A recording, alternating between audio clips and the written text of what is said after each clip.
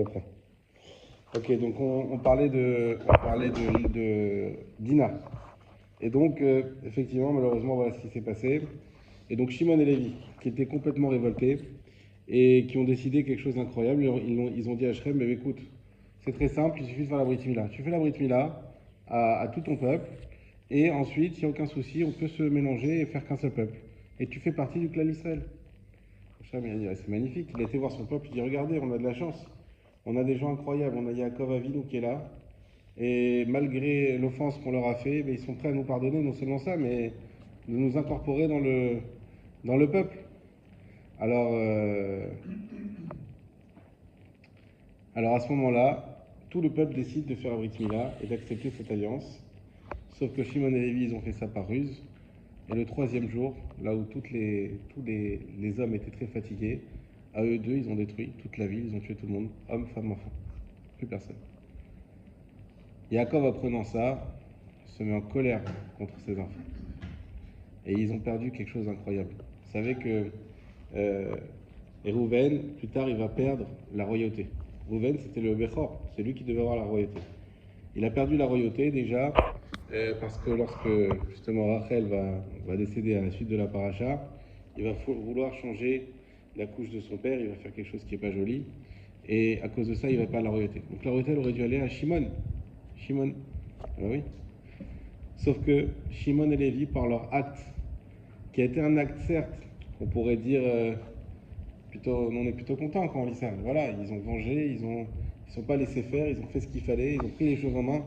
Oui, mais il faut d'abord en parler à votre père. Vous ne pouvez pas passer au-dessus comme ça. C'est un acte où ils ont moqué énormément de kavod à leur père en faisant ça sans lui en parler. Et lui, il aurait pu. Yaakov, c'est le roi pour trouver les solutions à l'amiable. Vous avez pu le voir déjà avec Lavan, avec Paro plus tard. Donc il trouve des solutions à l'amiable. Mais Shimon et Lévi ne voulaient pas. Ils voulaient un combat, donc à cause de ça, ils ont perdu les deux la royauté d'un coup.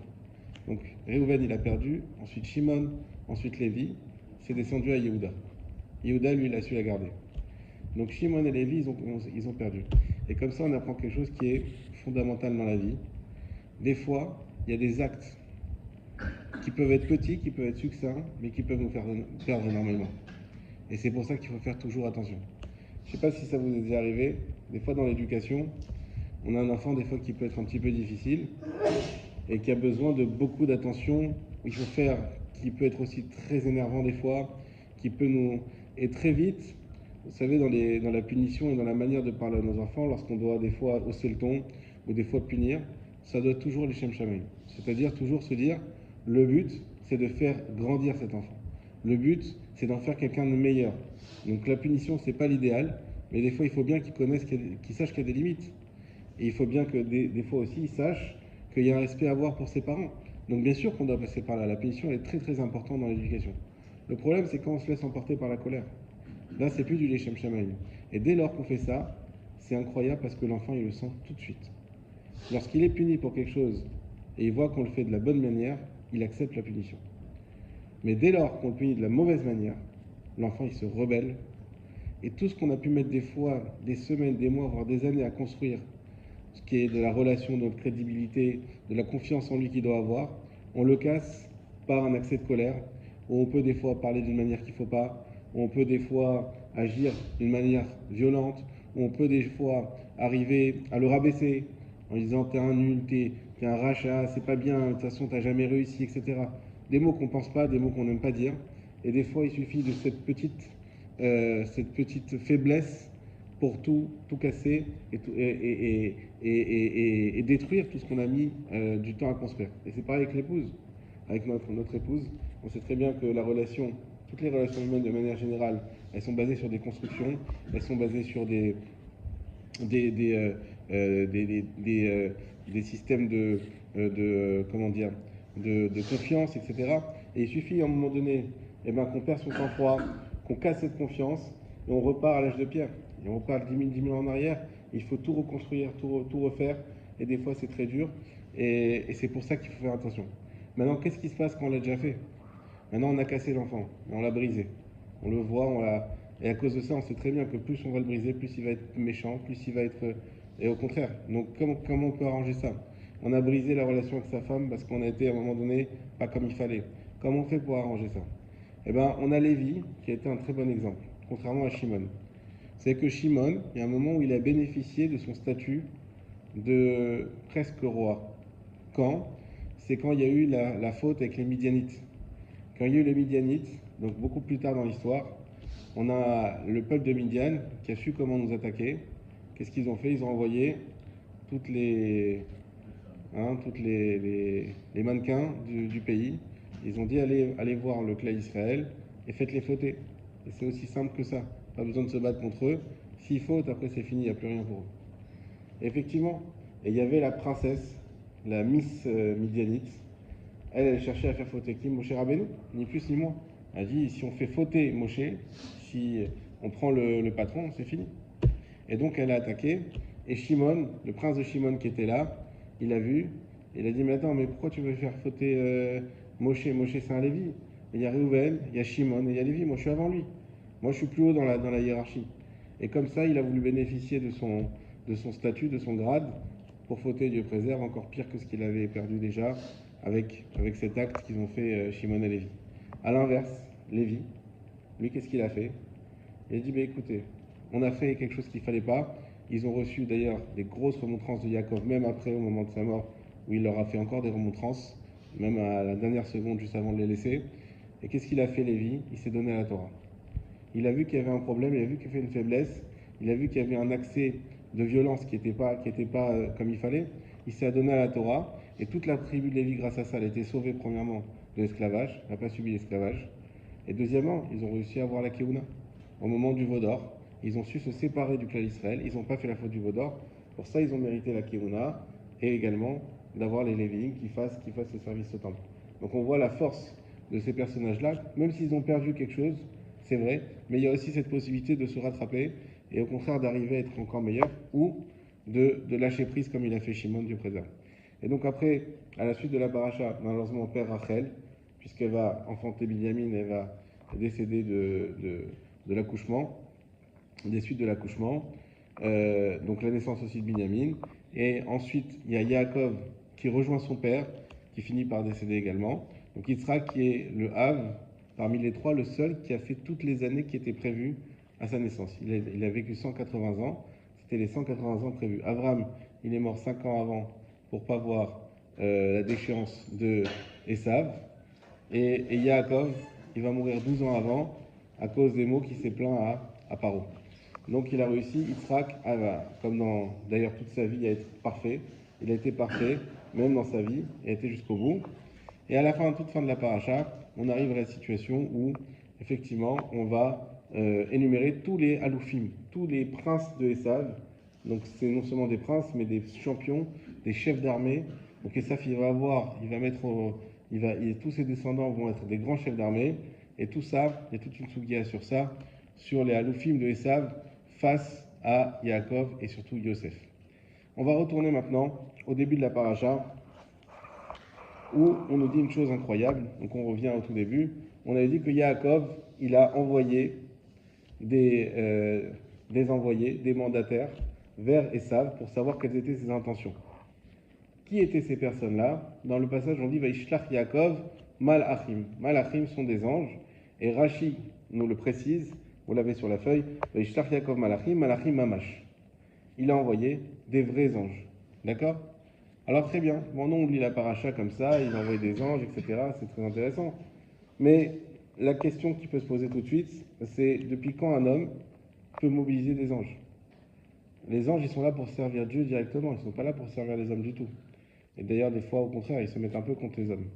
Donc comment ça se fait que Yaakov, même si c'est Yaakov Avinu, mais comment ça se fait qu'il a pu mobiliser des anges? Ensuite, ces anges-là, quel était le message qu'il a envoyé à Esav? Le message, c'est Vaïtsav Otam les morts. Donc il leur a ordonné de dire Kotomrun l'a donné Esav. Comme ça, vous allez dire à mon maître Esav Kohamar Avdecha Yaakov. Ainsi a dit ton serviteur Yaakov Im Lavan Garti Va'achar Adata.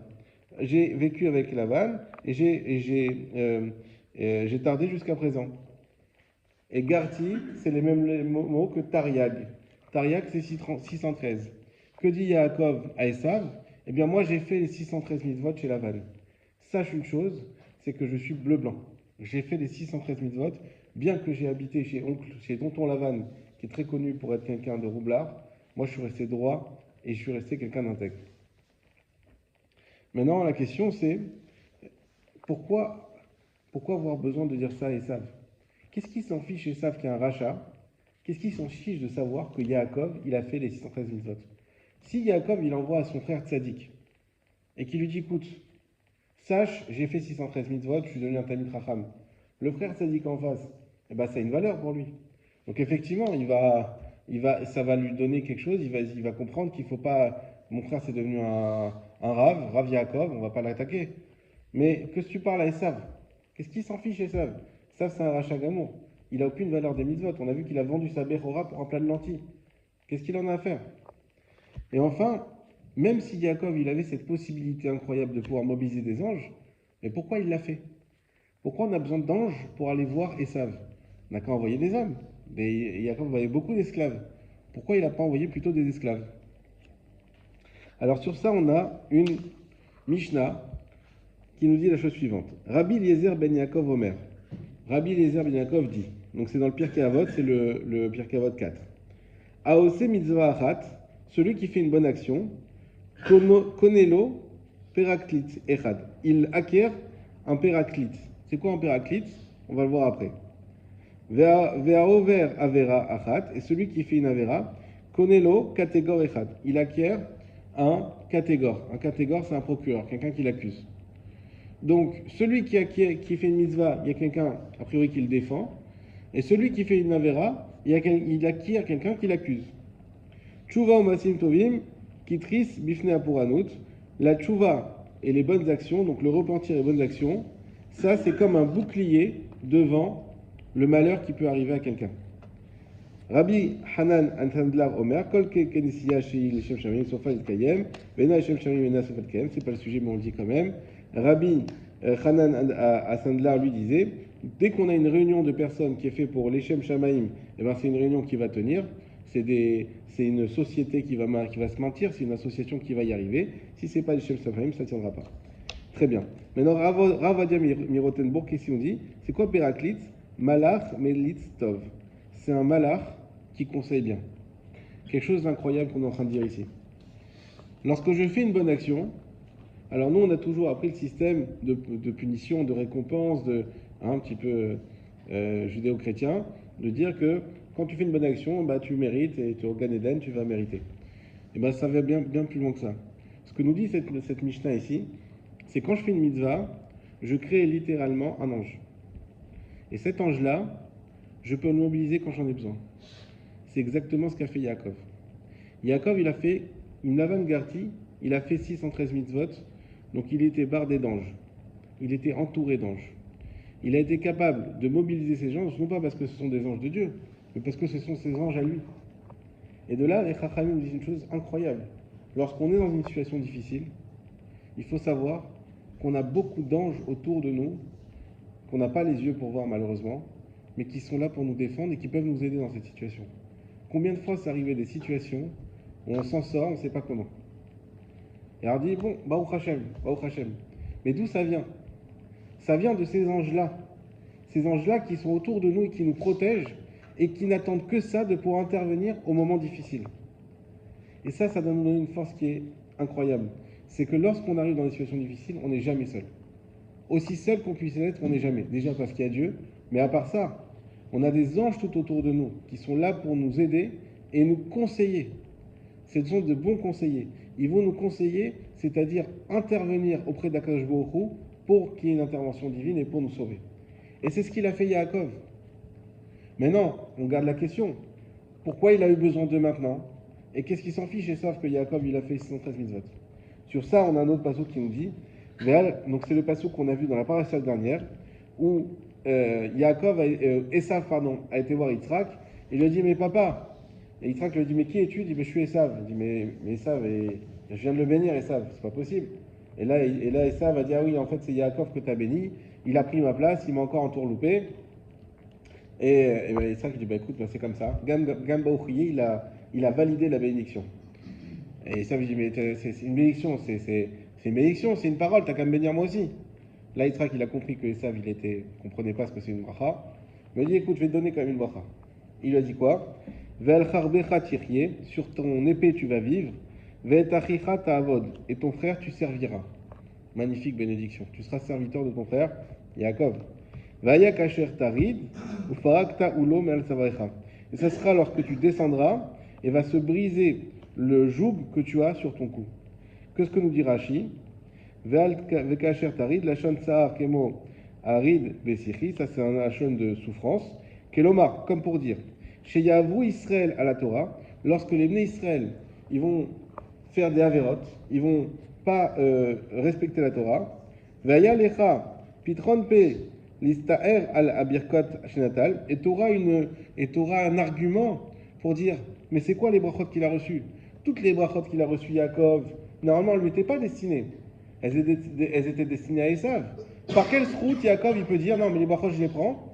C'est parce que Yaakov il a été un tzaddik. C'est parce que Yaakov vient dire non mais Esav il ne fait pas son rôle.